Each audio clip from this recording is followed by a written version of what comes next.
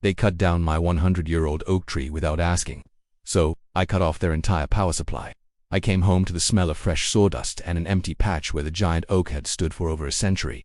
My great-grandfather planted that tree. I learned to climb on its branches. It shaded my porch every summer, and now it was gone. No call, no letter, just a laminated notice zip tied to my fence post.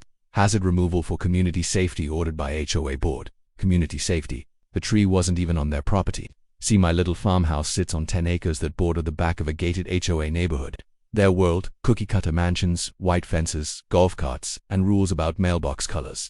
Mine, chickens, vegetable gardens, a red barn, and that massive oak visible from half the neighborhood. Apparently the HOA decided my oak was unsightly and diseased. It wasn't. They hired a crew to trespass, fire up chainsaws, and level it while I was at work. At first I just stood there staring at the stump, fists clenched. Then, I noticed something else.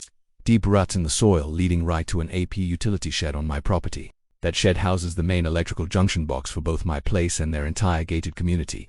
50 years ago, when this area was mostly farmland, the power lines ran through my land. When the HOA was built, the developer struck a deal with my grandfather to run their connection through here. No easement, no contract, just a handshake.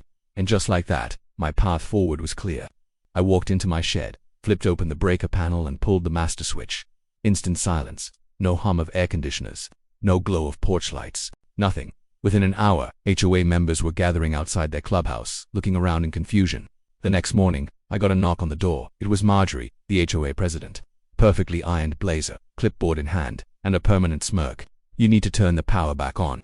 You're causing chaos," she said. I just held up my phone, showing a picture of the oak tree stump. This was on my land, and so was the power line. "That's not relevant," she snapped. "We acted in the community's interest." "Funny," I said. "I'm acting in mine."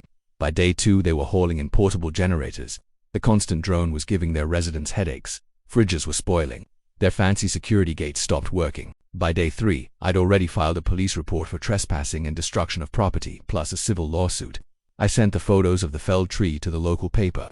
A headline ran, "HOA cuts down historic tree, faces power cut in retaliation." The backlash was glorious. Residents were furious. Not at me, but at their own board. Some started threatening to sue them. Marjorie returned. "No smirk, just replanting. We'll cover it." Even set up a monthly fee. I shook my head too late. I made them pay for a new power line around my property, which took 6 months, and left them on generators the whole time. I had its stump carved into a massive wooden bench right on the property line facing their neighborhood. I sit there some evenings, coffee in hand, watching their golf carts roll by. If you love this revenge story and want more HOA drama, hit that like button, subscribe. You won't believe what's coming.